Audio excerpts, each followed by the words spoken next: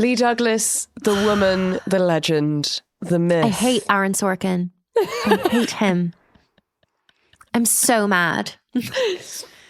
You find us, dear listeners, ready to dive into the final episode of season 3 of The West Wing. This is Queer Gals Watch The West Wing. I'm Fi with my lovely co-host, Leigh Douglas. And yeah, we're mad and sad right now. We are mad and sad. Our patrons will know I live voice memoed our patrons while I was watching this episode. So they have a sense of what's coming from me. But obviously your thoughts are a mystery. We're not doing a study session this week so that we can just fully lean in to this episode. There is so much going on. From the moment I hit play, you watch on DVD, I watch on Channel 4 on demand. And from the minute I hit play and there was an opening warning saying warning violent scenes, I was a stressed out camper from that moment on. The thumbnail on my DVD menu was just the sit room. And I was like, we're going to war. Mm-hmm. Leigh has poured herself a large glass of red wine in preparation. I glass of squash, which I didn't realize was just like quite a UK thing. Yeah. You don't do squash in America, right? No, not really. I have a squash because I have the winter flu. I'm firmly, Leigh, in a kind of like Beth post Hummels. Like I'm coming out the other side of the scarlet fever. Like I've been taken to the coast. Yeah. But like for the first time. But I'm never going to be the same, you know. It was violent. Whoa. It came for me in quite a strong way. Oh my. So I kind of watched this episode whilst I had a high fever. Which I think adds even more to my takes, I think. Yeah, I was watching this episode while Lizzie was kind of upstairs with some of her music bros who she like makes music with. Therefore, like I didn't know when a man might come downstairs, and Terrifying. Therefore I wasn't able to cry. I kind of had to hold myself together, which was a Let's just get into it. Let's get into it. We are the Queer Gals. We are watching The West Wing, and this is episode 21 of season 3, Posse Comitatus. Yes, it is. The previously on for this episode is so driven. I'm so scared. We open this episode. We're going to New York, baby. We are. We're also in shaky cam on What's CJ going on? In her press briefing, which was very stressful to me. Why are we in with a handheld camera? To me, the shaky cam spells death. Do you know what I mean? It's like someone is coming for us and we're going to die. It felt very like Sniper Sight. It's so like Bourne trilogy. Do you know what I mean? I half expected a member of the press corps to stand up and like have a go. Like yeah. We're watching CJ give a press briefing, and you wouldn't think that she's having like threats against her life. No, you wouldn't. And you know what? I have to say, we're recording a couple of weeks in advance, but as we record, the Vanity Fair article has just come out, and in which the current press secretary was featured, as were quite heavily the injection sites around her lips with Vanity Fair, just absolutely reading Caroline Levitt for filth there. And I'm not normally one to deride anything to do with a woman's physical appearance. It's not something that I like to engage in. That's something that I stand by. But when a woman is spewing hate at every turn, sometimes I feel the rule book goes out the window. And I will say that it maybe makes me a bad person. I have taken that in. I've taken it in. Yeah. And it's gorgeous in the week of the Vanity Fair article to see CJ be quite so good at her job as she is in this scene. Yes. She's really kind of going back and forth with the press gaggle. They're talking about the upcoming vote on the bill, which we were discussing last week with the marriage incentives. The Working Towards Independence bill. CJ's like, yeah, it's close. How close? Look at the color of Josh Lyman's hair. Oh, it's a good one. Yeah. Oh, it's a good one. It's a good one. It's a good one. CJ is so good at using humor to deflect out of having to give exact answers that she doesn't want to give, or being tied into giving information that she doesn't want to give away. She's so skilled at it. She really is. And she's also really great at like using humor to bide herself a couple more seconds to go, no, what I really mean to say is this. Mm-hmm. She like lets the room laugh. She's got a few beats to look at her notes. It's very good. She kind of rounds off the press briefing by being like, oh, and the president's going to be meeting with Abdul Sharif, who is, I want to say, the Minister for Defense for Kumar. Correct. And I was like, oh my God, of course. No one outside of Jed and Leo and our folks in the sit room know about any of this stuff. No. So this is just her being like, oh, and this thing's happening. This person's visiting. Mm-hmm. So let's away to the sit room. Please. I think we are deciding that we're going to quite literally pull the trigger on this. Yeah. Jed is ordering an assassination. Cool. We are not in Kansas anymore. Toto. Long gone are the days of crashing trees into bikes, or crashing bikes into trees even. That's the kind of year 2025 has been, that I'm talking about crashing trees into bikes. Yeah, we're on the edge. I enjoy that we're in this like very high stakes moment, and Jed's just finding moments to be like, it's kind of crazy we're talking about this, guys. And Fitzy and his team are like, yeah, like we've got some rules to go by. Jed's like, there are rules to this kind of thing. There's reference to the Gang of Eight, which was very interesting for me because I was like, I love that it's quite a high stakes process going to the Gang of Eight and being like, these are the orders that I'm putting past. But I love that they're called the Gang of Eight because it sounds very much like a Western film. It does indeed, yes. Stunning work from Jed, which is, surely this has to be the most absurd meeting I've ever sat. And friends, that is saying something. I think he's correct. I feel like it's a really good... Just seen your note. What, my one underneath it? Yeah. So, okay. So when like a foreign dignitary visits, they like exchange gifts. We've seen this happen in the show before. And Jed, in this meeting in the sit room, they're like, we want you to give Sharif this spy pen. Yes. And the guy's like, here it is. And Jed like holds it and then he like tosses it on the table and he's like, are you kidding me? Like, we're going to give him this. And then he's like, it needs to be boxed. And then what Fiona's put is, Jed is right, it does need to be boxed. Which is correct. Because like, no one is meeting a dignitary and giving them a loose pen. This is the White House. We have standards. Like, get some ribbon on that and the seal of the president. Fiona takes gift wrapping seriously, even when we're later planning to assassinate the person that we're giving the gift to. I love to wrap. Gift wrap, that is. Wrap with a W, not with an R. That's not my skill set. To breakfast. Please. We are in a diner with Josh and Amy. Surely they are breaking up this episode. Surely. And I say that like it's not out of dislike for Amy Gardner. It's just like, you two are going to kill each other. Like, surely we're breaking up. We can find a way to exit this relationship with like respect intact and love for each other intact, or we are going to let it crash and burn in a big way. But then I suppose the thing is, you and I have probably both seen each other in relationships where we've gone like, it needs to end. But we don't say that to each other because it takes the person in the relationship sometimes a little bit longer to realize that that's the case. That's true. That's true. I do think, honestly, it's the most hostile thing a person can do. Is just when you go for breakfast, them just being like, I'm just going to have a coffee when you've just ordered.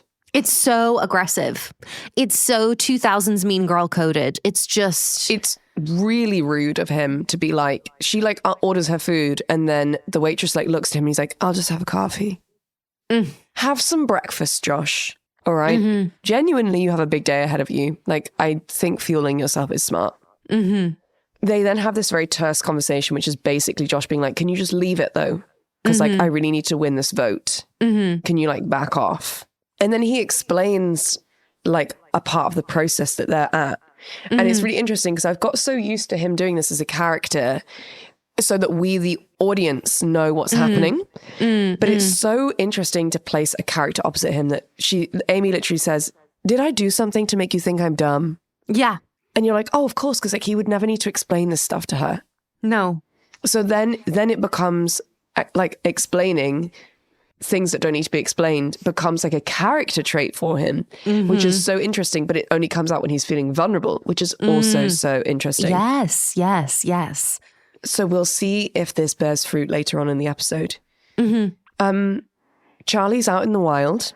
What you doing, Charlie? Hey, Charlie, where are you? Just knocking on a door. Knocking on a door. Who's at the door? Who's answering that door, Fee? Who's answering the door? It's Lily motherfucking Tomlin. It's Lily motherfucking Tomlin. I am Lizzie McGuire, and this is what dreams are made of. I responded in all capitals to this moment in the shared doc. I think this is a masterstroke. It's a masterstroke because she's like, you can see how if like Mrs. Landingham worked, she's like she's of a genre, but it's also so different. It's like Charlie has nailed this. Nailed it. And he sort of forces his way into her house because she's like, I really don't want to come and have this job interview. Like, I'm really like not about it. Like, I have my whole life now. I'm divorced. I have alpacas. I am an alpaca farmer. Oh my God. It's perfection. It's delicious. It's sumptuous. Every small detail of this conversation. It's the world's finest livestock investment, Charlie. She is perfection. Yeah. Well, they're alpacas, and if you knew that, you'd know the textiles made from their fiber are coveted by the world's best fashion houses. You swallow a brochure? I just think that this whole scene with Charlie is amazing because I love a new character that's like, I want nothing to do with this. Yes. Yeah. Like, don't even try and sell me on this. I don't want to work for the president. And Charlie being like, well, like you've been asked to serve at the pleasure of the president, so like you just have to like kind of come. You kind of can't turn this down. You also make the point that her CV is incredible. She's worked for like everyone, a varied career. Also, why did she get fired from the White House? Yeah, she got fired from the White House. And does she have a gambling addiction? Is she an alcoholic? She talks about having a gambling addiction, which I really enjoy. And I think if we've learned anything about the Bartlet administration, we love a character with a rocky backstory. We love it. Oh, Jed loves an underdog, you know, much like the ex-Seahawks coach, Pete Carroll. Yeah. He valued players that had a chip on their shoulder. You know, and they won the Super Bowl. They won the Super Bowl. It was a long time ago. It was, but it happened. It happened. We also know that Jed needs a feisty woman in his life will take none of his shit and will set him straight. He needs a boundaried woman. Yeah. And I, frankly, am thrilled. Fee, this is better than I ever could have imagined. How are you feeling? I'm feeling like if Lily Tomlin is dangled in front of us as a guest star and then we never see her again, as another strongly worded letter going to Aaron Sorkin. That's all I'm saying. That thought hadn't even occurred to me. I was like, she's going to be a new lead character, was my view. Yeah. Well, that's what my heart wants. But we've had our hearts broken before. Oh, yes. Yes, we have. And we will get there. Aaron. Good morning, Agent Donovan. Now, I have a question, and I did pose this to the Patreon. Yes. Did Agent Donovan just tell a young man to slap his own mother on the ass? He did. I didn't like that. No. It was confusing to me because he was like, buy your mum a gift from the gift shop. That's a nice thing to do for your mother. And I was like, I'm with you on that. And he's like, you know, give her a slap on the ass from time to time. Like, women like that. And I was like, what's happening here? What is happening? I will say, although I don't enjoy that comment at all, and I can't fathom why a young man would want to slap his mother on the ass or why she indeed would like or enjoy that. What I will say is I deeply enjoy Anthony as a character, and I want to know who he is and why he is reading Agent Donovan for filth, because it's very fun. My immediate assumption was like, oh, could this be like a son that we're co-parenting and a nephew? And then I was like, a colleague's son? Yeah. Could be like dead partner's son. Yes. Yeah. I was like, there's like a long-term relationship here for sure. Yeah. And they're sort of like joshing around. Anthony says, you're not very bright and the criminals can sense this about you. Obsessed. Which I loved. Mm-hmm. And then Simon introduces Anthony to CJ. Mm-hmm. And CJ's like, oh, like, we'll get your mum like the special thing. Mm-hmm. Like, Carol, can you organize like a key ring that's signed by the president for Anthony to take to his mum? And then a very like well signposted moment from Aaron Sorkin there. Agreed. Addressing casual racism and why certain things would never occur to white people, which it felt like more subtle than I would give 2002 credit for. Do you know what I mean? Agreed. Because Anthony's like, oh, like, they're just going to think that I stole that. Mm-hmm. And CJ's like, well, no one would ever think that. Mm-hmm. Because, you know, it means that you've like done something special and earned it. Also, the way that CJ's face lights up when she sees Anthony, I do just feel she is the type of fun aunt that is like, when a friend or sibling gives birth, she's like, I need you to know I will not be around for the ages of 0 to 10. Yeah. But from 11 onwards, I will clock in. Yeah. I will clock the fuck in and I will be your teenager's favorite grown-up. Yeah. And I will be their safe place that they can come to with all of their shit. And when you want to take a 2-week vacation, they can come stay with me. Before the age of 10, never. Yeah, before the age of 10. Thank you. Have a nice life. I'll see you in a decade. I'll see you in a decade. From 11 onwards, they can come live with me if they need to. You know what I mean? Yeah. Yeah. We find out that Anthony is Simon's little brother in the Big Brother program. Obsessed. And I wrote that, so the kind of Big Brother, Big Sister program does kind of exist in the UK, but only in like certain counties in the UK, and it's not necessarily government funded. It's like kind of private charity funded. I would love this to be something that existed on a large scale in the UK. I just think it would be great. Should we talk about CJ's outfit? Yes, she's in a maroon blouse with a cream suit, and I loved it. She's really good at doing color like that, like pops of quite like strong color with a neutral suit, which is hard to do. Yeah. And not look like an air steward, you know? She's then like, I don't even think I really need you to come to New York with me. He absolutely needs to come to New York with you. He On the road? 100% needs to come to New York with you. So that was kind of crazy from her. And then there's like a little bit of flirtatious stuff. She kind of talks about like, maybe she was trying to kiss him, maybe she wasn't. And I'm really glad that like we had a moment with Agent Donovan where he was like, we can't do that. That's not a thing that could have happened. And it won't happen. We need to like maintain distance. This makes me feel better. But also, we know he's weak, he's compromised. Because he likes the lady. And I mean, who wouldn't be this is the problem. Like, who wouldn't be compromised in the face of CJ Cregg as a protectee? Like, who wouldn't fall in love with her? I would be unable to protect her. Yeah, absolutely. Would you like to go to Jed's therapy session? Oh my God, please. He is so excited about Shakespeare. He is telling his therapist about the Shakespeare now. Still banging on about this bloody Shakespeare play. I am relieved that he is still in therapy. Would I love him to be talking about something with kind of any depth? Yes. Yes, I would. But he's choosing to speak about the Shakespeare. The way that his face lights up when talking about Shakespeare, coupled with Edwardian music, it's like my girlfriend's face when she talks about Justin Bieber. It's like a religious love. This comment ended me. I laughed out loud for so long because it's also accurate. Yeah. Because I've seen that look as well. Yeah. It's also like he talks about this particular Edwardian piece of music and how he can imagine it being sung round the dining tables of Christ College in Cambridge.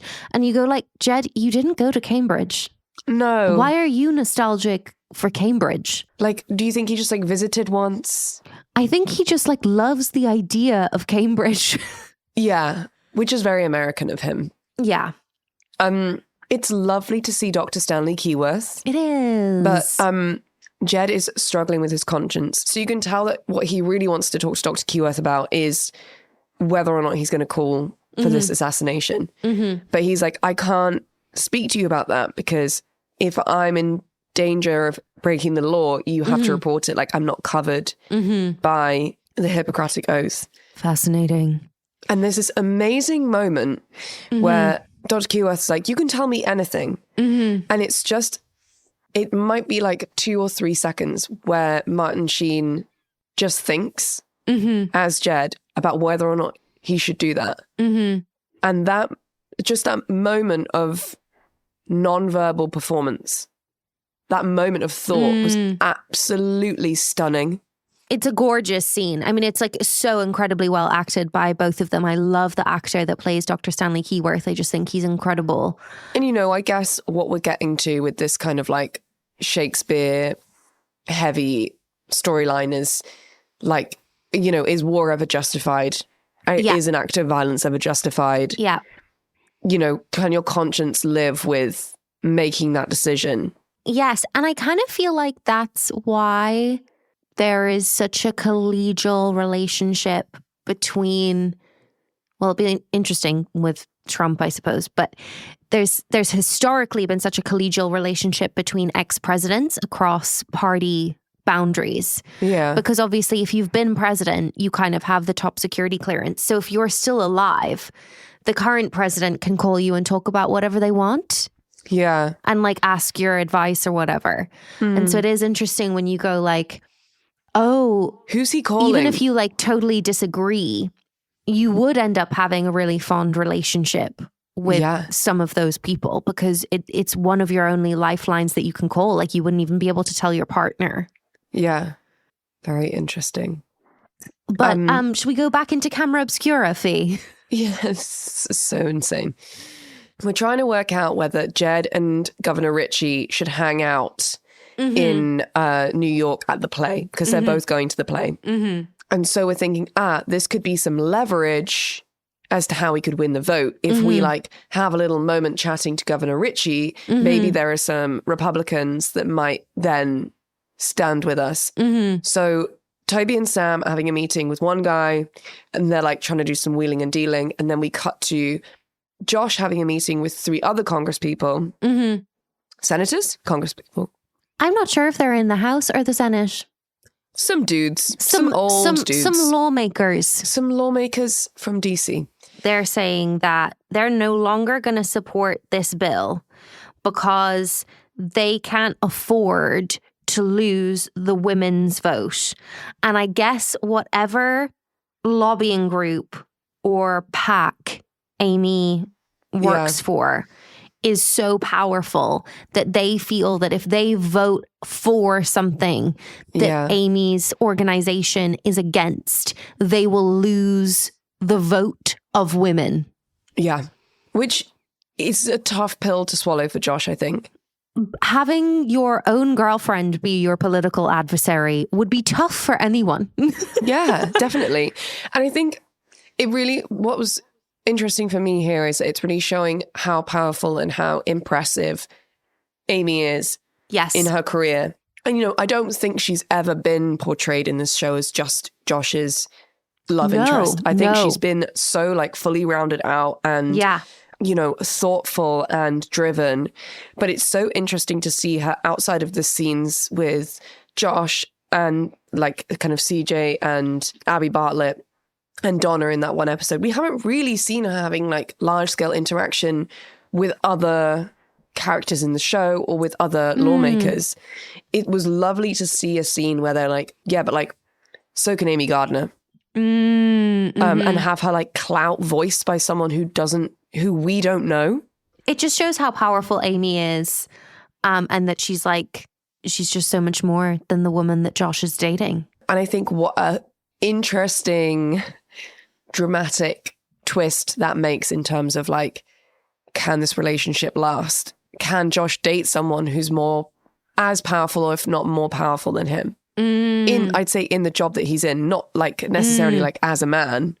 Yeah, it's just interesting when you go like, she has the power to work against you politically. Like, I don't even know if it's a question of whether he can handle that as a man. I think it's just a question of like, that is a tough relationship. No, for sure. That's what I suppose that's what I'm getting at. I think it's not about him personally. I think that's just like, that scenario is complicated. Yeah.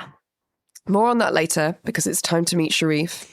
I was like, oh my God, we're actually meeting the man that Jed is going to kill. I didn't think we were going to see him. I didn't think that we were going to put a face to a name. I really did not. We also then have like the most intense close-up of Jed ever. Yeah. The whole scene's really intense. And I think also because everything that each of them are saying to each other is being translated. That is so smart, because you have this moment of delay between each of their comments. Where they're just having to hold eye contact. Yeah. And he's just having to look into the eyes of the man whose death he is going to order. It's just like, Yeah, it's hardcore.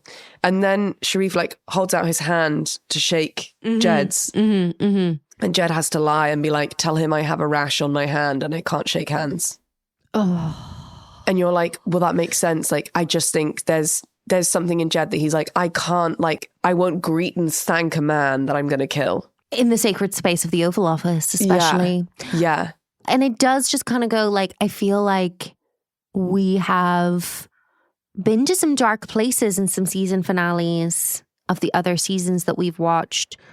But this feels darker, and I think it's because it's morally ambiguous. Yes. We've had dark things happen in the previous 2 season finales, but we've always been unapologetically and uncomplicatedly like the good guys. Whereas here you're like, oh, Jed is having to do something dark. Yeah. And that feels very different. And I think something that, you know, we've seen Jed step into a presidential role, you know, and grow in his presidential role. But I think this is the first time we're seeing him make a choice that's going to change him as a man. And he will have to live with. And like, he won't be the same going forward. And I guess it's very interesting that his 2 confidants in this have been Fitzy and Leo, who are 2 men who have already been in those positions in their lives, in their line of work. And also like as a man of faith who was considering being a priest, which is obviously hilarious, but as a man of genuine faith, he is about to break one of the 10 commandments for the first time. Like, he truly believes that on the basis of making this decision, he will not go to heaven when he dies. I didn't think about it as a non-Catholic. I hadn't thought about it like that. And this is not something that he can confess to a priest because it's so secret. Yeah. So he can't be absolved of this by a priest. Oh my God. Yeah, it's that's so dark. heavy. Yeah. That's heavy. It's crazy. I can't emotionally go there. Let's move on. To more frivolous things. Toby can just summon Sam by bouncing a ball against the wall of his office from a different office. It's so fun. Sam's just in his office and you hear this like, kadun, kadun, kadun. And instead of, he doesn't even say anything, even to himself. He just gets up and goes into Toby's office and is like, yeah. So cute. So the news in Governor Ritchie is that basically Governor Ritchie's like, I want to walk in with Jed Bartlet. Which obviously cannot happen. That's crazy talk. I love that obviously this is all coming through Kevin Khan. I love that he's still a problem in this episode. And actually the videotape thing has kind of rooted much more of like a kind of petty bitchiness between him and Sam, which frankly I love. And then Toby's like, we can't do this. Like, what are we going to do? And just Sam stands in the doorway and just spins. Like he just creates the perfect spin. Yeah. Like on the hoof. He's like, we need to do this and we need to do this. And then we can call this person, tell them that it's come through this person. And that's how we play it. And you can tell that Toby's like, yes, that's why I love you angry. My feisty little boy. My feisty little spaniel. And then Josh is sort of wandering by and Toby's like, hey, this is the story we're going to go with. But like, you good on that vote? You confident on that vote though? Because if you're not, it's going to backfire majorly. And Josh is just like, yeah. Yeah. And I felt no confidence in those years. to Deborah. Deborah, Queen of My Heart. Yes. Yes. We're in kind of Charlie and Mrs. Landingham's area. And I love the power we give to Mrs. Landingham's desk. We occasionally, since her passing, we've just had a shot of Mrs. Landingham's empty desk without all of her things. And we give so much power to that desk. And I love that. We open this scene like framed through the doorway looking at the empty desk. And then like Deborah like steps into frame. And then we also get her looking at that desk and being like, I know whose desk that was. Like, do I believe I can sit there? Do I dare? Yeah. Do I dare to stand where she stood? Exactly, which is amazing. Charlie's like, cool, I'm going to take you in a second and like, you're going to meet the president. You seem a lot more chill than before. And she's like, I took a pill. I could not love her more. Just when I thought I couldn't love her more. She's like, maybe two. Yeah. I have to say, I have taken Valium once in my life before I had laser eye surgery. And it was one of the best days of my life. I loved the experience. It was great. They were like, would you like a Valium? And I was like, you better believe I would love a Valium before you stick a laser in my eye and I temporarily go blind. I would love a Valium. Yeah, please. Yes, and please. Thank you.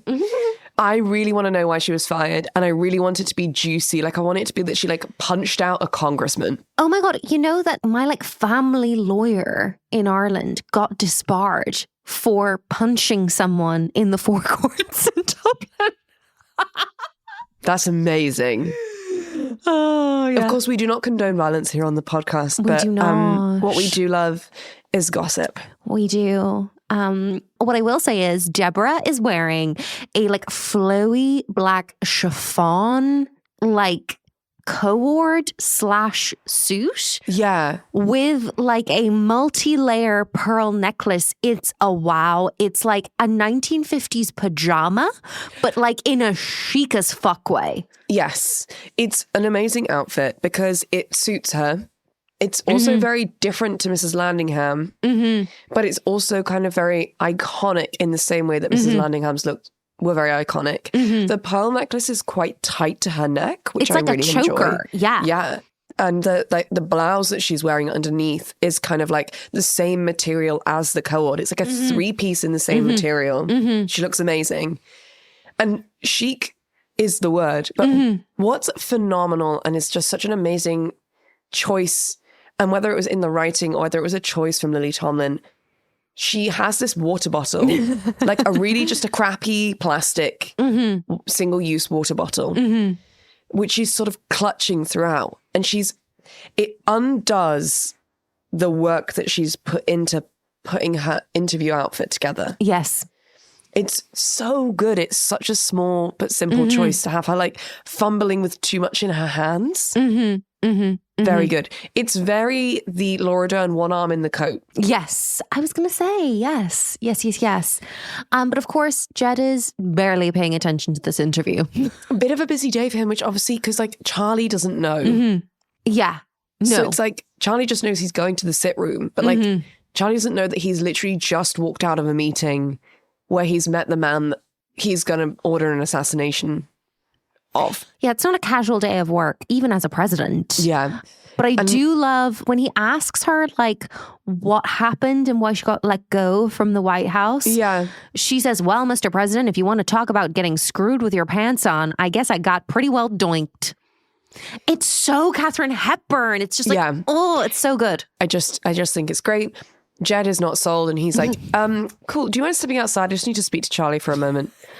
And then he absolutely slays her with a single phrase. She's an alpaca farmer who needed 2 tries to get her own name. It's so good. To be fair, today was not the day to do this interview. But it's so good. And then what's even better is Charlie has to give a woman who's like 50 plus a lecture about not being stoned for a job interview. And it is everything. He's like, okay, we're going to come back. We're going to do it again. We're going to be better. We're not going to be high. But what I would love to know is like, why does Charlie know she's the one? Like, he clearly has a reason. And I love the certainty. I love the certainty. Because in the last episode, when he gets given this mission, he's like, I know just the lady. There's got to be a big reason why she's perfect for this. Mm-hmm. But would you like to go to like an actual secret meeting? Oh my God, yes. I've been dying to speak about this with you. So who knows where we're at? Like what like level of basement we're in. But we open this scene with a shot from above over the table. And I believe that we're with the Gang of 8.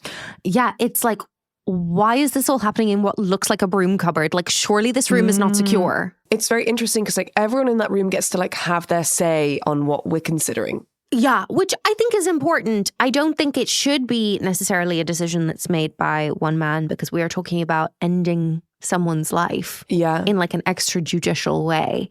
Yeah. And I was like, I'm thinking Jed isn't going to do it. Are we going to do it? At this point, I was like, Jed is finding a way out of this for sure. Yeah. Because up until this point, we've always found a solution that's like a moral, righteous solution. So it's interesting. But this is the scene where we referenced the title to the episode, which was our study session last week, Posse Comitatus, which is one of the individuals in the Gang of 8 is like, we can't do that because we can't use the military to help us do this because of Posse Comitatus. So it's very interesting of like essentially trying to find the loopholes in that law to make sure that we can make this happen. So basically it can't happen on US soil, but it also can't happen in Kumar. So we have to find a no man's land between the two. Where we can get not jurisdiction, but we can get approval from whoever, governs that land to do this. Leo walking out of this meeting about a possible government-ordered assassination with the line, "Consider yourself notified. I have theater tickets." It's perfection, quite frankly. If we ever had a doubt that Leo McGarry was a boss-ass bitch. But also we know that he hates the theatre. So like the fact that he's like, I wish I could stay here, but I have to go to the theatre. Christ. Should we go to the Big Apple? Let's go. I have nostalgia for like old Times Square, like from like millennium backwards Times Square. I went to Times Square in 2015 and it was the most anxiety-inducing experience of my life. I can only imagine what it's like 10 years later. You said that with such outrage. You said that with such outrage. Because in my head, I was like, I'm going to have my like movie moment of my TV moment of like, it was just not, it wasn't what I wanted it to be. I have to say, my late father was very into photography, and we took a trip for my 12th birthday to New York, where they took me to see Wicked, which is the one part of my pop culture childhood that doesn't end up cancelled, and therefore we love. They took me to see Wicked, and my dad took some photographs in Times Square of just like the atmosphere and the people that were there. And they are some of my favorite photos that my dad ever took were of Times Square. And it must have been like 2006. Yeah. It just has a different vibe, you know? But we're outside the theatre and we're having our final like security briefing with Ron, the gorgeous Ron, and pretty sexy, unnamed female Secret Service agent. Sexy, unnamed Secret Service agent, but also, can we just discuss how hot it is, Ron having rank over Agent Donovan? The fact that Agent Donovan calls Ron Sir. Yeah. But Ron calls Agent Donovan Simon. Yeah, I'm just obsessed with Ron. He's so sexy. He's even sexier when being given status by Agent Donovan. We love a man with gravitas. And doesn't he have it in spades? You know what? Dare I say, if I was like a lesbian in like Emily Dickinson times and I had to marry a man for like the focus of society, I think I could love Ron. Do you know what I mean? I think I could love Ron. Yeah, I do. I know, like, I often think about that. You know, when you're like, would I go for like the kind of strong, calm man with presence who would respect me as his wife? Or would I try and find like a kind of lavender marriage situation and find myself a gay man to marry so that we could then have our own relationships. That is true. You kind of don't want to ruin a man's life by being his lesbian wife. But what I will say is there is nothing sexier than someone who is good in a crisis, someone who is calm in the face of anything. Agreed. But Fi, we have a lead. We have a lead. So Ron lets Simon know that basically like he needs to firm up some information, but like we think we know who we're looking for. But I'm like, does this mean the stalker has followed us to New York? Yes. Also, as Agent Donovan receives this news, we just have a shot of Simon turning his head to look at CJ through the crowd. He loves her. Yeah, unfortunately, like he's got it bad. He's got it bad. As we all would. Yeah. And my gut instinct here is like, this can only end badly. I just can't see a world where we're allowed for them to be together. They're too hot together, unfortunately. Like he's going to lose his job or CJ's going to get hurt. Also, CJ's theatre look is incredible. The leather jacket, Lee. The leather jacket. Is it leather or is it like an iridescent fabric? Oh, like a kind of satin. Yeah. I don't care. Yeah, it's just incredible regardless. Like a frock coat. I choose to believe it's leather. Yeah. Because I kind of think that'll be fucking iconic. Yeah. They then have an argument in the street, which he says, I've spent my adult life protecting people. You're the first person got me seriously thinking about switching sides. Yeah, it's like it starts off really flirtatious and then like it gets kind of heated and then it's flirtatious again.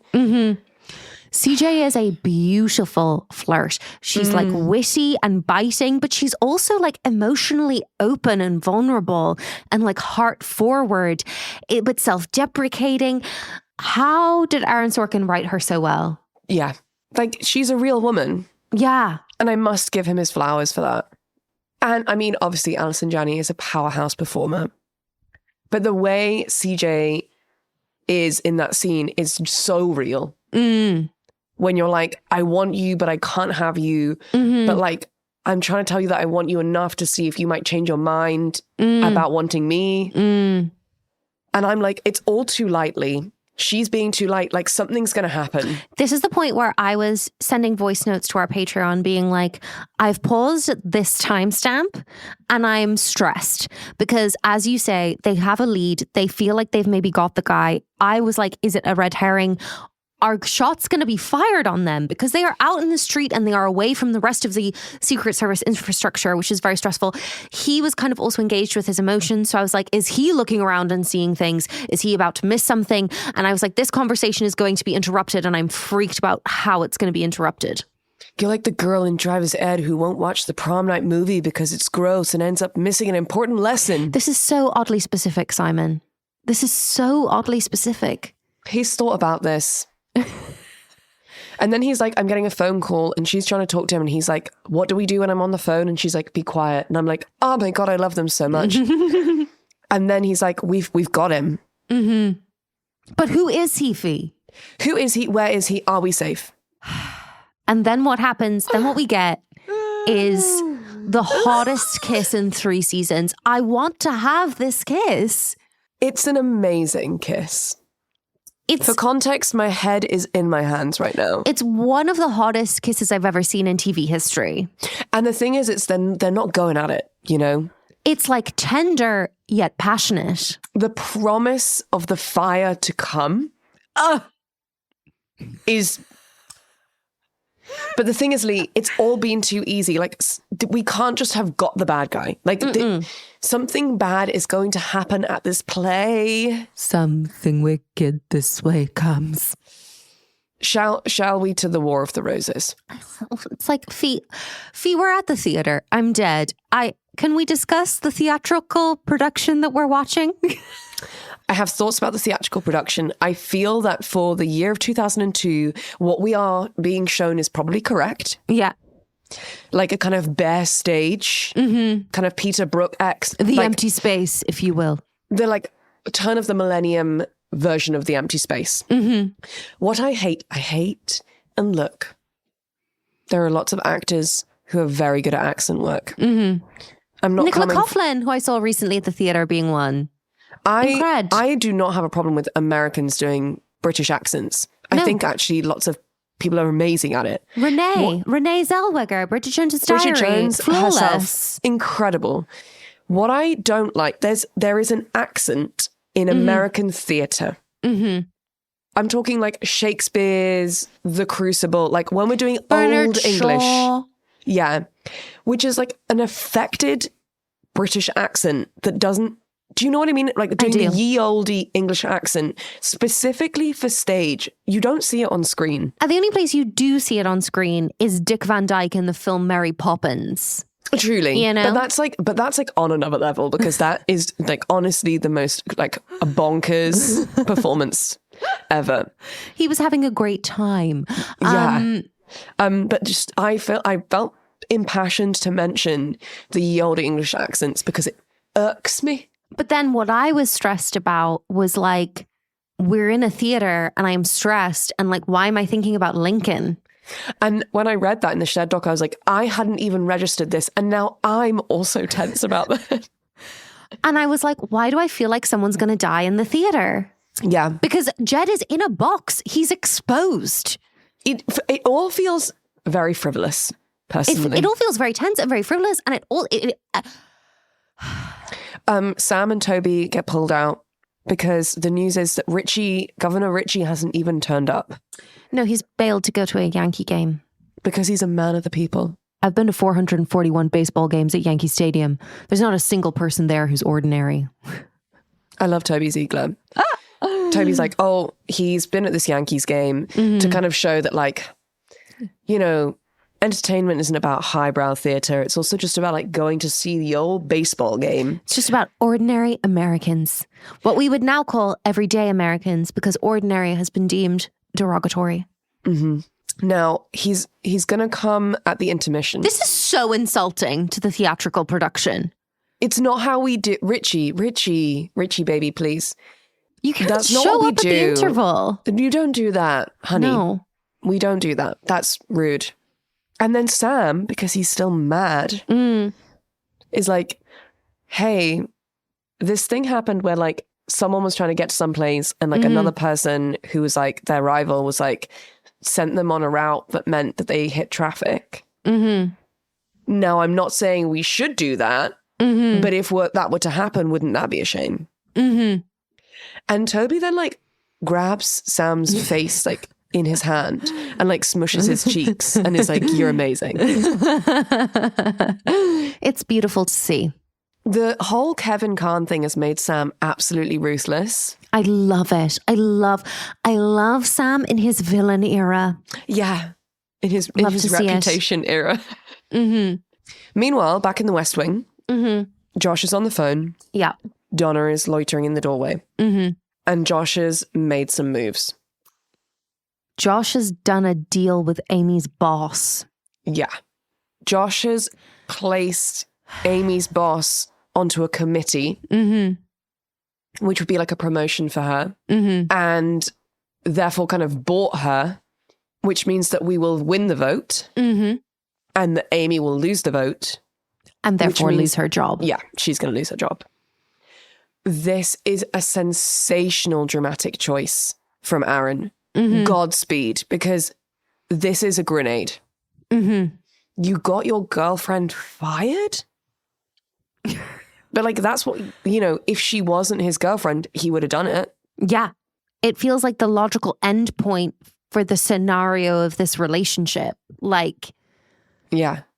Which is, I'm always going to put my job, like I serve at the pleasure of the president. I'm always going to put that before you. And also like, Amy will also always put her job before Josh.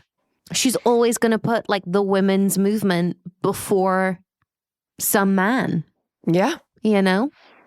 And I don't judge either of them for that, but I'm just like, you guys need to talk about this. You guys can't be together, unfortunately. Although the sparks are a-flying. Conjecture. Loved Donna's like blue geometric blouse in this scene. We rarely see her in a print. We rarely see prints full stop. Yeah. Obviously Dolores was partial to a tartan, but I feel like that's the only really prints we've seen. Like Margaret often wears like a houndstooth. Yes, or a checker. Yeah. But it was lovely. But back to our scheming boys at the theatre. Toby and Sam pulled it off, and basically the intermission is like coming to a close, and Governor Ritchie has not yet arrived, which is kind of amazing. He's stuck in traffic. And they're being interviewed by the press, and they're like, isn't it a shame that people aren't like respectful about timings? Blah, blah, blah. And then as they walk off from doing that little thing to the press, I think it's Toby's like, I love the theatre. And Sam's like, I know what you mean. It's beautiful. And I feel like there's a new closeness between them. Agreed. Which is exciting going into the next series. I think Sam needed to achieve a level of cynicism before the next stage of their relationship could be unlocked. Because he couldn't be like the young pup forever. No, and don't get me wrong, they will always remain Spaniel and Pitbull. Yes. But now the Spaniel's got a bit of bite. Do you know what I mean? Yeah. It's just like, it's the two. I feel like I'm going to go cat with this. Okay. So you've got Toby, your old Ginger Tom. Yes. You know, he's grumpy. Yeah. He's kind of bad and grouchy. He's going to swing at you. He's battle scarred. And then you've got Sam, who's your little black kitten. Just slinking around, you know, jumping off things, bouncing around, playing games. And I feel like Sam's gone out into the big bad world and gotten his first little alley scrap and come back with like a little like scratch across his face and a little bit ear and has been like, oh no, I didn't like it. And Toby, as the old ginger cat's been like cleaning himself, preening, and been like, "It's what makes you a man, my boy." Yeah. And that's where I've gone with For that. sure. Yeah. Thank you. Welcome. Back to Deborah. And her law. This was This ended amazing. me. This was amazing. Like, what a masterstroke. What a masterstroke. And what I want to do is I really want to go back to season 1 where we meet Charlie, and I want to know if it's the same name. Give us this flashback. Yeah, because I remember when like Charlie's first introduced, I can't remember who it is, but they were like, oh, he's been recommended by such and such. And I wonder if the name they used was her married name, Deborah's married name, that she doesn't go by anymore. Queer nuts. It was Josh, wasn't it? Josh is like, oh, he comes highly recommended from so-and-so. Yeah. If you know the answer to this, if it's true, let us know. Because we're asked, like, why are you so like on, like, why do you care so much that it's her? And Charlie says, she hired me. That's why she was fired. Which is very interesting. Because I feel like that means that she's a surefire addition to the cast. But it also is like this wonderful thing about like why she's a perfect addition to the Bartlet administration is because she's like, he's the correct person for the job. And also you should give this young man a chance. Which is exactly the energy that Jed has in the way that he leads. Scrappy. Yeah. And also like, well, why not? Yeah. So I'm very excited to see how her second interview goes. And to see more of Lily Tomlin. Fingers crossed. Fingers crossed. I will be so mad, given what's about to happen, if he also takes Lily away from us. Yeah. I will be furious. Should we just do it? Let's just, yeah. Oh my God. Simon goes to a bodega. Simon goes to a bodega to get a snack and to try and buy CJ a rose to meet her later. He's going to go back to the office and file the paperwork that basically means she's not his protectee anymore. And essentially they're going to like go for a date. He goes into the bodega and is like, can I buy this? And the guy's like, no, I don't want to serve you. And then Simon notices that the cash register is open and empty. And you can see him being like, okay, Spidey senses tingling. He withdraws his weapon and then he like detains the person who he thinks is robbing the bodega. And he's just like speaking into his cuff saying like, I need like NYPC support to such and such.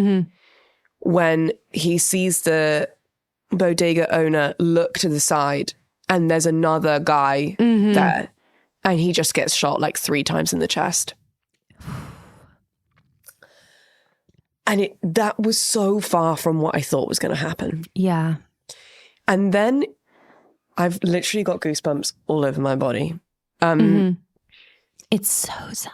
It's so sad because he's like not even at work. He was just like being like, I'm doing a good citizen thing that's like part of like my responsibility as like being a part of law enforcement. Like a good Samaritan thing. Yeah. And I was like, CJ's going to be waiting for him. He's not going to come. I was begging for information to get back to her because if she was just waiting on the street thinking she was getting stood up, I think that would have been too much for me. And then like the shooter runs and that so you can hear the sirens and the lights of the police cars coming, and the bodega owner like runs out, like obviously run away from the danger, and like knocks over these 2 cartons of roses, which then like spill all over the floor around Simon. I'm sorry, Aaron, how dare you set this up like When Harry Met Sally, like the best rom-com we've never seen, and then do this, and it's like senseless. It's not even like it's in aid of some like righteous cause. It's just like random. Yeah. It's just a tragedy. And then can we discuss the needle drop? Jeff Buckley, go away. Go away. You're not welcome here. I was not ready for Jeff Buckley. I felt very aggressed by choosing Jeff Buckley, Hallelujah, as the needle drop for this moment, which is one of the most beautiful songs ever written and performed. I also am just like very, as an individual, very moved by Jeff Buckley. I kind of am moved to tears whenever I hear him sing. Why the hell have I run out of wine? So Jeff Buckley's playing, Simon is dying on the floor. We cut back to the theatre. And what I was not prepared for is the fact that CJ has had her coat on every time that we've seen her this episode. And then when we see her actually inside the theatre for the first time, we realize that she's wearing the black Vera-Wang. Oh my God. And there's this like scene in the corridor of the theatre where Ron has taken her to one side and is like breaking the news. And I didn't think we could go worse than Mrs. Landingham. Obviously, I'm not saying that the loss of Agent Simon Donovan is akin to the loss of Mrs. Landingham, because it's not. But it is worse watching someone who we love so much in CJ go through this.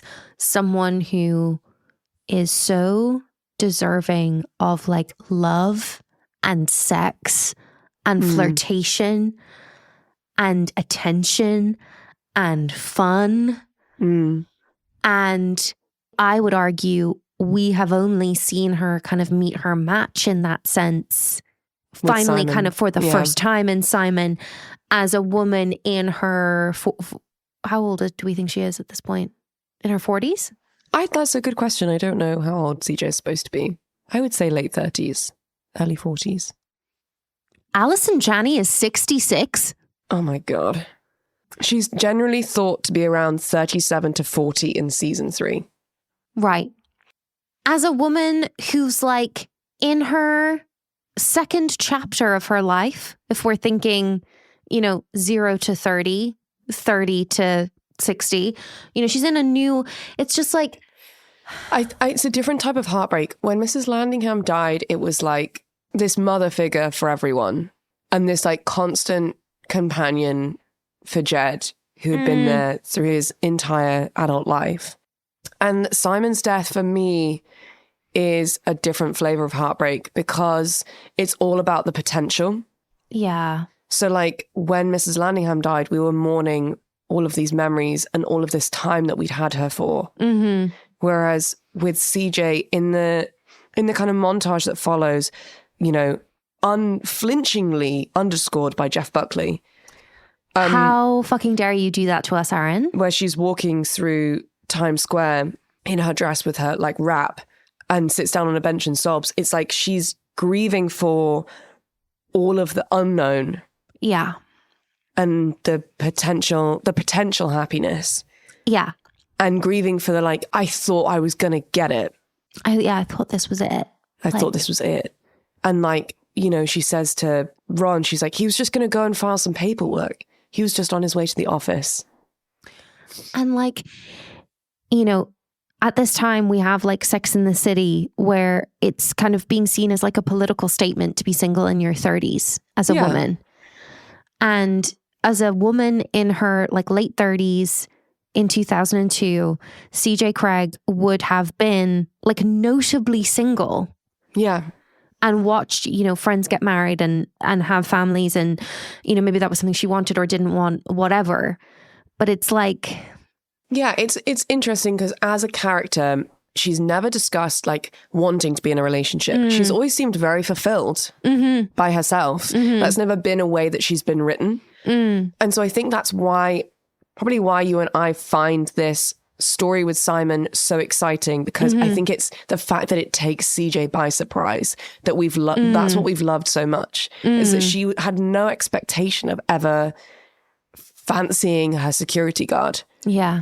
And that's why I think, and there's definitely a part of it for me, which is like, I imagine we're going to see CJ punishing herself for allowing herself to like think that this was going to happen for her. Because although she is like, she's such a strong character, like we were saying, just talking about her like flirting, she's also a very heart forward character. And the whole sequence of her crying in Times Square with Jeff Buckley underneath should frankly be illegal. It's so devastating. I think that's what they meant about violent scenes. Yes, actually, yes. Yeah. I think it should come with a trigger warning for women in their 30s. Yeah. Where is everyone? You ask a very good question in our shared doc. Why is she alone? Ron, I'm sure as a Secret Service agent, you've been given training on how to have difficult conversations. Why in the name of hell did you let this woman walk into Times Square on her own after receiving this news? Why in the name of God did you not go, is there someone I can call? Who should I grab out of the theater? I think she's walked away, and I think he's done a little talking to his sleeve and been like, someone follow at distance. Right. Oh my God. Give her the space, which is all right. I can't with the Jeff Buckley. I really can't. It was almost too much. I was undone, Lee. I had a big boo-hoo to this. And then we just have Amy Gardner still with the Jeff Buckley is still going, and she's just shouting at Josh. And I would congratulate you for punishing poor women as a symbol of the strength of mainstream values. And they're having this like really heated argument in her apartment. The phone is ringing. Jeff is singing. It's like so deliciously orchestrated, but also at this point I was basically hyperventilating. It is like an orchestra. Yeah. It's like a ballet. And then like she answers the phone. She says, honey. And just like cuts through the argument. Oh my God. It's, you know what it's like? It's operatic. It's like the climax of an opera. Yeah. So we leave that moment and we cut to Jed in the theatre. And Leo pulls him away from the performance and they find like a corner. And basically it's time to have the conversation. There's a couple of really amazing lines in this scene. The whole conversation is so dark, but... Yeah, honestly. Yes. Jed says, this isn't a matter of religion. I recognize that there is evil in the world. And then as Leo is kind of convincing him that this is the only path forward, he says, doesn't this mean we join the League of Ordinary Nations? Yeah. But this is what I'm talking about. Like he's leaving this conversation a different man. Yes. Would you like to know some amazing trivia about this scene? Please. Thank you to the internet for this, because this is incredible. So during the scene earlier where we're in the ultra secret meeting with the Gang of Eight around the circle table, one of the Gang of Eight asks Leo, when is the president going to give this order? And Leo responds, at the last possible minute. Now, when they're at the theatre and Leo pulls him to one side, they start that scene with Leo saying, like, you've basically got 2 minutes to give me the go-ahead. The dialogue that follows lasts 1 minute, which means that Bartlet agrees to the order at the last possible minute. It's so good. It's so good. It's the best TV show ever made. That sort of attention to detail when it comes to TV is so important. It's just so clever, and their performances are so amazing. And you're like, you can feel this tension in Leo where he's like, I need you to say yes, but I can't push you because you're the president. And you can see this turmoil in Jed, which is like, I can't come back from this as a human, but as the leader of the free world, I think this is what needs to happen. I just feel there is no way that Jed doesn't end up resenting Leo for this. Yeah. I think it's going to change their relationship. Yeah. Time for a cigarette? To my favorite scene of this television show thus far. It's really, really amazing. First of all, he's like having a cheeky cig and the waitress like looks up at him in the like empty bar and he's like, caught me. Oh, it's so good. With like a cheeky grin. And then like while he's having this cigarette, after like making the most stressful decision of his entire career, who walks past but Governor Robert Ritchie? We have not yet met him. He has entered the fray in the most unexpected way at the most unexpected time. And to like be crossing a corridor and to catch Jed Bartlet like smoking in a theater. And like this, like the first look you see on his face is like, oh, okay. It's so good. It's also so genius that he is so tall. He looks exactly how I expected him to look. Yeah. And they have like, they sit down in this sort of like foyer of the theater. And Jed's like, I heard you went to the Yankees game. And Governor Ritchie's like, yeah, like, you know, like it's the people's pastime. Yeah. And Jed, you can just see that Jed's like, not today, Satan. Like, you chose the wrong day to walk past me, and like, I am pissed off. Yeah. The center fielder for the Yankees is an accomplished classical guitarist. People who like baseball can't like books. Yeah. It's entirely the wrong emotional time for these two to meet. Yeah. And there's like a pause, and then Jed says, one of the special agents who was assigned to a colleague of mine was shot in an armed robbery just a few moments ago. And it's like, he says like something horrible has happened. Yeah. And you kind of don't know which of the two things he's talking about. Yeah. Yeah. And then he says about Simon, and he's like, you know, he was there with me at Roslyn. And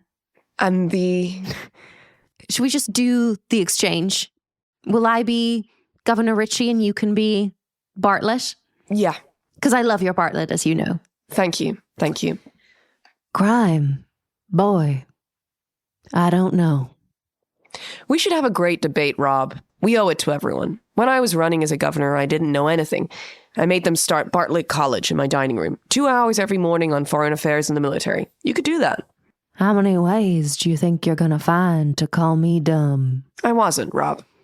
But you've turned being unengaged into a Zen-like thing. And you shouldn't enjoy it so much is all.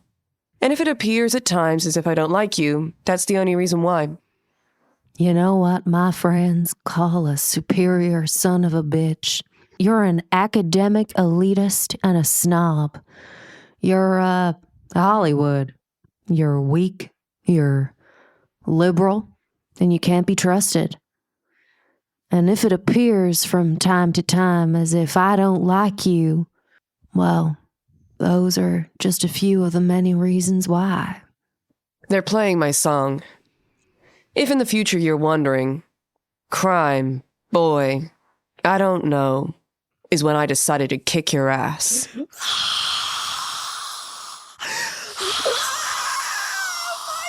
It's so good. No it is so good. Notes. Not a single note on that entire exchange. It's perfect. It is the most stunning piece of screenwriting from start to finish that I have ever seen in a single scene. The line, crime, boy, I don't know, as a response to Jed being like, I lost a guy today. Yeah. It's just... I mean, the rumors are true. Governor Ritchie is dumb. Yeah. And what a way to response. confirm it. What a way to confirm it. It's also just a moment where you're like, you aren't cut out for the job. No, you are not the man for the job. It doesn't have anything to do with our politics opposing. It doesn't have anything to do with you being a Republican and me being a Democrat. You are not the man to have this job. You are not capable. If you say crime boy, I don't know, and you stepped into Jed's shoes for the day that he's just had, you can't do the job. No. And I just think it's so stunning that there's a little bit of a low blow with the Bartlet College thing. It's like, that's a little bit undercut. Like, it's classy, but it is also him being like, you need to study if you're going to come and debate me. And then he kind of like claws it back. And then I think him saying like, look, being unengaged isn't as cool as you think it is. And like, that's probably one of the reasons why I'm going to come for you, I think is very smart. And then I think just Robert Ritchie shows his hand. Yeah. Like, he lets that get to him. And that's interesting to me. I'm like, okay, you shouldn't be rising to the bait so quickly. No. I love the insults. You're a Hollywood. That's perfect. Because he is. He's Spencer Tracy. Like, he loves it. He's old school. He's like a 1950s like movie. Yeah. That's why we love him. He's Bob Hope. Like, yeah. The thing I really loved was the pause before he says liberal, like it's a curse word. The cherry on top of the cake of that back and forth is after he says, that's when I decided to kick your ass, and walks away, Jed tosses his lighter. The look on the face of the Secret Service agent who catches the lighter, we know who he's voting for. It's a smirk. And then we go back into the theatre to listen to the song. So the song Jed was talking about earlier, this Edwardian song that he's like, I love this song. It's going to be in the play. It's my song. It's my song. Is crazy. And it's being like sung by like a child on stage. And the choreography of the song on stage is mental. It's very like Lambda exam. Yes. And then we're intercutting that with live action of the assassination as it happens. It's mental. And then the episode ends. Yeah. Where do we go from here? It feels wrong to do the quick fires, Fi. It feels, we must. But I feel like I can do some of the quick fires, but there are others I have no answer to.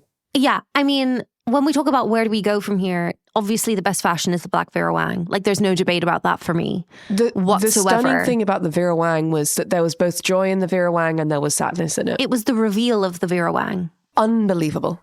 And the only revealing of the Vera Wang post Simon's death, because obviously we were wearing it for Simon. We were wearing it as a nod to Simon. We were wearing it because we were going to fuck Simon tonight.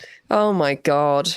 But that besides, you said, are we setting up for Leo's departure? I'm like, are we setting up for CJ's departure? That she's just like, actually, the loss of Simon, this job needs to go to someone else now. I can't do it. Oh my God, yeah. I think we could come across personnel change in the next series. Yeah.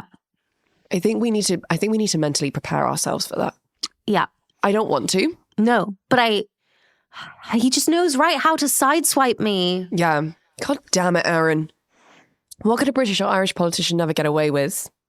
I have to agree with you. The whole exchange with Ritchie.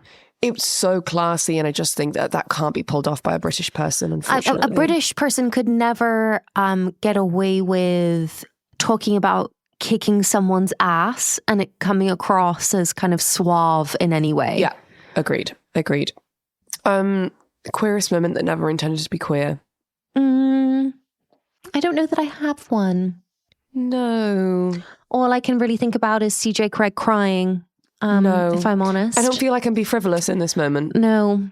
Which is why, for best writerly moment, I'm just going to say the whole episode. Yeah. Yeah. I feel like I can't choose a man I feel like a man, because man, my heart is broken. Yeah. And the moment that made me proudest to be an American, I mean, if I was pushed, I would obviously say the sign off of the conversation with Governor Ritchie. But quite honestly, I don't feel very proud. I just feel very sad.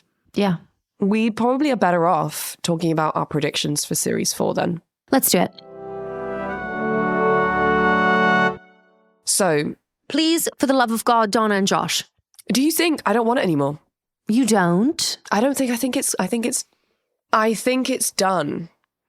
I can't believe I'm saying this. I think if it happens that he and Amy break up and he falls into Donna's arms, I think something will happen. And I think Donna will be like, I didn't ever want it to be like that. Oh. I didn't want it to be because you couldn't have her. Ah. You know what I mean? I do, yes. Oh, that's awful. So I think that something could happen. It could be that they go home together. It could just be a kiss in a moment of vulnerability. Or like even that I want to kiss you and then Donna being like, no.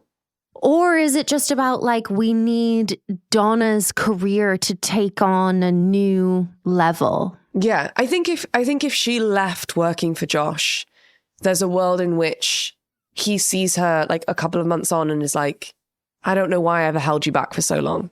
Yeah. So that, I think in their current hierarchy, I don't want anything to happen because I think it will only taint it. I'm manifesting more Lily Tomlin. Yes, I think I would like to have a new character enter that kind of trio, like what used to be the kind of triangle of Jed, Charlie, and Mrs. Landingham. I think we've seen a lot of Charlie this season, and I think he's really grown as a character. But he hasn't had a soundboard. No. That's changed from the previous series because we saw Charlie work through a lot of stuff and voice things to Mrs. Landingham or Mrs. Landingham to like prompt him with stuff so that he had to make a decision. Remember when they used to arrive into work together? Yeah.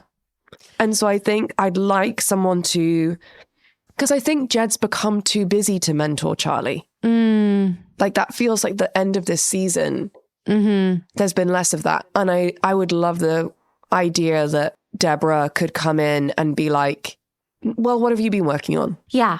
I also fear conflict with Leo and Jed. Yeah. Like in a structural way. I think what we saw with Abby and Jed at the top of this season, like kind of for the first 2/3 of this season, I feel for Leo and Jed going forward. I think that the assassination is going to have repercussions. And I think Jed is going to be like, you counseled me that this was the right choice. And I feel that all we've done is escalate. And I've become a president I never wanted to be. I think there's going to be a counterattack. Like a retaliation. And I think Jed's going to be like, this never would have happened. I think civilians are going to get hurt. Whoa. I know. Oh my God, I can't believe I'm saying this. This is coming to me in the moment. But yeah, I think we could start with like quite a big event. Because I think although Simon died, and like I also don't want to underplay that at all, it was like the end of one story thread. And I think because no one else has been party to the assassination storyline, actually there's been quite a lot of private moments in this season finale. And so I think what we need is like a group experience to pull us together, because that's what Rosalind was. That's what Mrs. Landingham's funeral was. Yes. We're all very separate right now, disparate. I feel. And like, you know, Mrs. Landingham's funeral stepping up into like, I'm running for president again. Like that was a very evocative moment for the whole team. And I think that something needs to happen that like we're all working on. Yes. I'm intrigued to see how the race continues to go against Governor Ritchie. I think there's going to be some wins and losses. Yes. We've had a request from our Discord users that they were saying to me the other night that episodes 1 and 2 of the next season are like such a double bill that they want us to do episodes 1 and 2 as one episode with no study session. Okay. They were like, they're just more complete together. That's great advice. Which is intriguing. Okay. I think those 2 episodes are going to be, my prediction is that they are going to be like the debate. Yeah. Or some big moment in the electoral calendar. Yeah. I think it's got to be something juicy. And maybe we're going to meet the gang having like really worked on something and no one's really dealt with everything that happened at the end of last season. I think that the communications department are in a really strong place right now. They feel solid. They feel really solid. They feel the most solid. Which makes sense because I do think they're going to be so closely intertwined with Bruno going into campaigning. Like, it just makes sense that Sam and Toby feel like they're in a really strong place as colleagues. Yeah. I honestly don't know how we're going to see CJ come forward from this. I think it's really interesting that you're like, this might be when she steps back. I think we'll see a portion of the series of her fighting to stay in her job. And then I think at some point she's going to call time. Not just because of Simon, but I think just because the job, as we've read from various accounts and autobiographies of people who've held the position of press secretary, it's all encompassing. Yeah. You know, it's so high pressured. It's so responsive. Like, your fight or flight is going to be constant. And when like moments of violence have happened in your life, and then your job is something where you're constantly having to deal with your body going into shock. I wonder at what point you have to be like, I can't be putting myself in this position anymore. Yeah. I had a very interesting conversation actually with my osteopath because he was treating a particular part of my body where I've had an injury, but there's a lot of tension being held in my left hip flexor. And he was talking about how in like yoga practice, like that's considered like very emotional, like it's like a point of emotion where we like store a lot of tension and trauma. And he was like, actually, it's really interesting. We can hold things there for a really long period of time that then ends up turning into injury. So that I thought was very interesting in terms of like your body telling you that you're like depleted before your brain allows you to, because your brain is still like, we're in fight or flight, we're in fight or flight. The other thing is, so your adrenal glands, which kick in when you're like in like shock, or you're responding to something, or you're very excited, or you're very angry, or you're very upset. So that's not a never-ending source. And if you're constantly in a state of anxiety or a state of stress or a state of, like heightened state, you can deplete your like adrenal, like I'm not a medical professional and I am absolutely speaking in layman's terms here. So please don't come for me. But like, that's why we can get to the point where if we've been in a really high stress environment for so long, we kind of feel like we're almost dead. We stop feeling, and I feel like you and I have both had moments in our personal lives where it's been like, well, I don't feel anything anymore. Yeah. Trauma. And so I wonder if we're going to see CJ hit that. Yeah. Where she's like, actually, like the sparkle is gone. It's interesting because I kind of feel like we saw her have the moment of fighting for her job at the beginning of this season. So I feel like next season will be a bit of a different journey. It's not about I'm not good enough. Yeah. It's about, do I need to step away from this now? Yeah. Like, is this serving me? And dare I dream the return of Evan Rachel Wood as her niece to kind of help her along that journey. We can but dream. With the spiritual clarity of being 15, you know? Yeah. I'm really interested. I think that Josh is going to have a lot of growth in this next season. I think that he as a character has developed so beautifully this season, in like the way that he applies himself, the like passion that he feels for his job. But I think the dressing down from Jed in the previous episode, I think is going to kick into play for him. Like, and actually the choice to buy out Amy's boss are the moves of a man who's like, I want to be chief of staff. Yeah. I want you to see me as a sure bet. Yeah. And so I've got to pull myself up. And yeah, I'm going to show you that my ultimate loyalty isn't to my girlfriend. My ultimate loyalty will always be to the team. Yeah. And to the president. And the administration. And also, I mean, he did kind of say when he was getting into the relationship with Amy that he's never really had an emotionally vulnerable relationship before. Yeah. So then we've got to think if they do break up next season, we might see Josh Lyman go through his first ever real breakup. Which is really exciting, personally. I think we've rocked the Bartlets enough in this series. Yeah. That I think Abby and Jed are going to be in quite a sturdy place. I just ask you, bring forth the daughters. Where is Zoe? Where the hell is Zoe? Oh, did we see her at all this season? Maybe not. No. Elizabeth Moss does not feature in season 3 of The West Wing. That's crazy. So, do we even know that her and Charlie are still together? no, we don't, because we haven't seen them together. But also, I feel like there would have been some mention, right? Yeah. It would have been like, how you doing, Charlie? Mm-hmm. You know, even if it was amicable, I do feel like even Jed would... We just haven't had any... We've had very little of Charlie's personal life. And I feel like we were really treated to that in seasons 1 and 2. I'd love to meet Deanna.